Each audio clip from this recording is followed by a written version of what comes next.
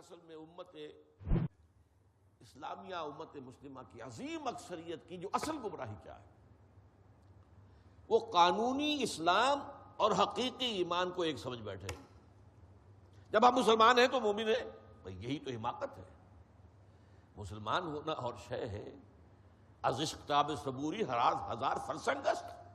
مسلمان ہونا اور ہے، مومن ہونا اور ہے۔ لیکن مغالطہ کیا ہے کہ ہم چونکہ قانوناً مسلمان ہیں لہذا مومن ہیں۔ یہ جو ہے مغالطہ، ساری ہماری بے عملی، بد عملی، اس کا سبب یہ ہے۔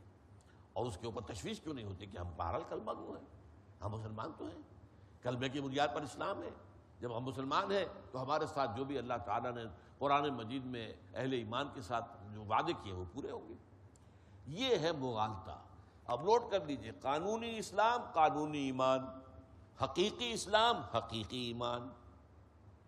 لیکن قانونی اسلام کا تعلق حقیقی ایمان کے ساتھ جوڑ دینا یہ غلط ہے۔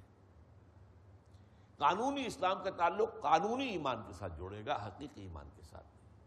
مغالطہ پھر سمجھ لیجئے کہ اس وقت امت کی عظیم اکثریت کے گمراہی کا اصل سبب کیا ہے کہ ہم نے قانونی اسلام کو یا قانونی ایمان کو حقیقی ایمان سمجھ لیا، حالانکہ قرآن مجید میں جو وعدے بھی اہل ایمان کے ساتھ ہیں وہ حقیقی مومنین کے ساتھ ہیں، قلبی مومن، یقین والے مومن۔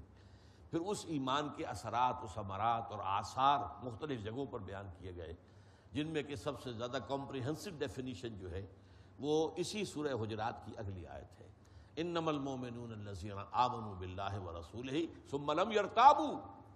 مومن تو صرف وہ ہیں جو ایمان لائے اللہ پر، اس کے رسول پر، پھر شک میں ہرگز نہیں پڑے، یقین کی کیفیت۔ وجاہدوا باموالہم وانفسہم فی سبیل اللہ، اور انہوں نے جہاد کیا اپنے جانوں اور مالوں کے ساتھ اللہ کی راہ میں۔ اولئک ھم الصادقون، صرف یہ لوگ سچے ہیں۔